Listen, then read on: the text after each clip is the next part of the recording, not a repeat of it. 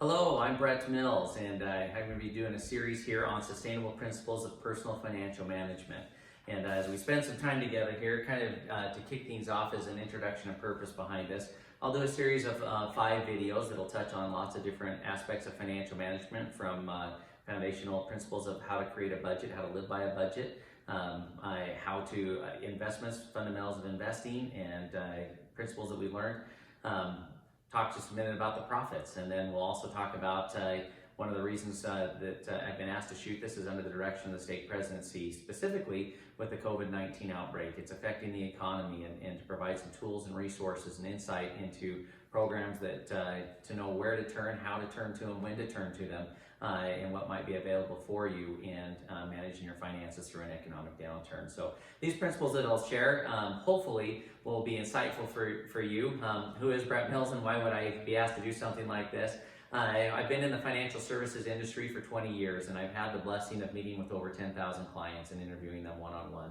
And it's been an inspiring and wonderful process for me. I've seen the best of the best and the worst of the worst go through that. I've seen the challenges, the heartache that comes from not managing finances, to great principles and teachings and applications that people have done over 20 years that have inspired me and given great insights. And so I'll be sharing some of those principles with you and how they match the profits. So as we begin, I think that we must look for sources of sustained truth. And so the place that I would start is in Amos chapter 3, verse 7. Surely the Lord God will do nothing until he revealeth his secret unto his servants the prophets. I believe this. We look at the letter that was sent out last April from the First Presidency, asking us to get our financial houses in order, to live within a budget, to get adequate savings, to be wise in our investments, and to seek qualified, reputable firms and licensed financial advisors as examples. We're seeing that take place now already with the outbreak, and I've seen that over and over throughout time in history. And so I believe that if we'll pay attention to the prophets, we'll be given guidance and time to prepare before tragedy hits. Some may not have prepared. I'll still provide principles and that will help, and maybe tools that will help navigate through this and be preparing for that which will surely come again. The next principle that I have considered, I love this quote from President Eyring.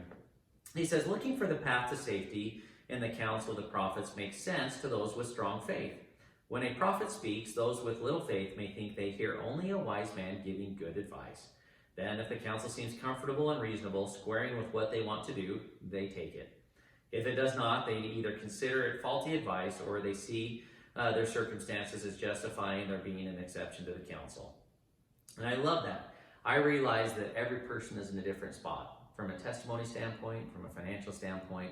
As we consider the principles taught here by President Eyring, I give the invitation to follow the prophets. They have spoken elaborately and extensively on financial management. Here's a statement from the First Presidency in last April's letter to all the members of the church. They stated, "We are concerned that some church members ignore the oft-repeated direction to prepare and live within a budget, avoid consumer debt, and to save against a time of need. Consideration should also be given to investing wisely with responsible and established financial institutions. We are also concerned that there are those who use relationships of trust to promote risky or even fraudulent investment and business schemes. While all investments carry an element of risk, that risk can be managed by following sound and proven financial principles. First, avoid unnecessary debt, especially consumer debt. Second, before investing, seek advice from a qualified and licensed financial advisor. And third, be wise." So some invitations as we embark on this journey together. First, I would encourage you to watch these segments as a couple and as families. Now, I've been teaching these segments for almost 20 years to members of the church, and have taught well over 100,000 members at this point these principles. One thing I found, I've taught different segments to just Relief Societies. I've taught different segments to just Elders Quorum, and then I've taught groups together. I have found this is best applied when it's taught together.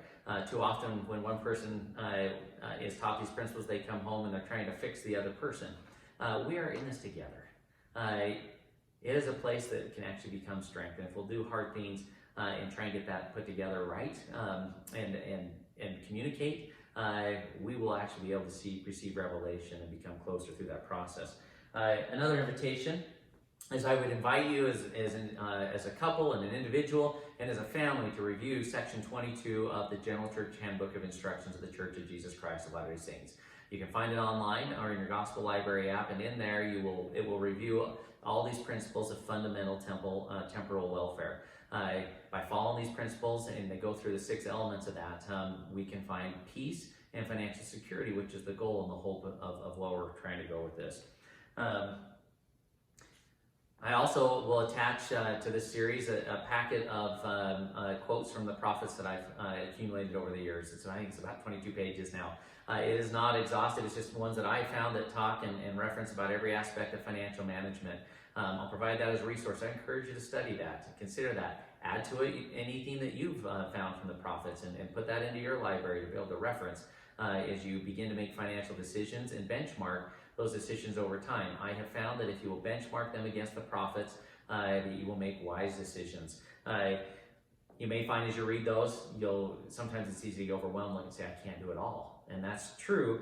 And so I love the counsel given here in the book of Mosiah, that we ask, what is the next step for me? And we take action on that next step. But we're taught in the book of Mosiah, and see that all these things are done in wisdom and order.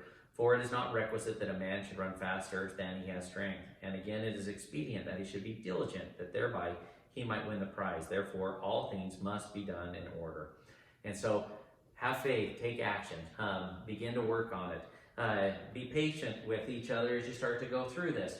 Remember, this is a process as you work on it. We are continually working on salvation. A lot of life experiences are given to us for us to learn. And so, give concern and care for everybody involved in this decision-making process as you work together as families. I encourage you to set some specific goals. As you find in the Spirit prompts what is right is the next step for you to take. Write it down, set a goal. To me, one of my favorite definitions of a goal is that it is a planned conflict with the status quo. And it will cause discomfort. It will cause a change to the way you're doing things, and it may be uncomfortable. But as you evaluate where you really want to go, set some specific goals and work on it. And then lastly, there are many wonderful self-reliance groups available in the stake. And so if you're finding that perhaps you need to improve your employment, perhaps you've wondered how to network better, or perhaps you're wondering about your personal finances, reach out to your elders quorum and relief society presidents and your bishop and find out if there's a group that you can join. There are wonderful tools and resources, and there are caring people all around you that are there to help serve and go through this journey with you. And so I look forward to going through this video series with you.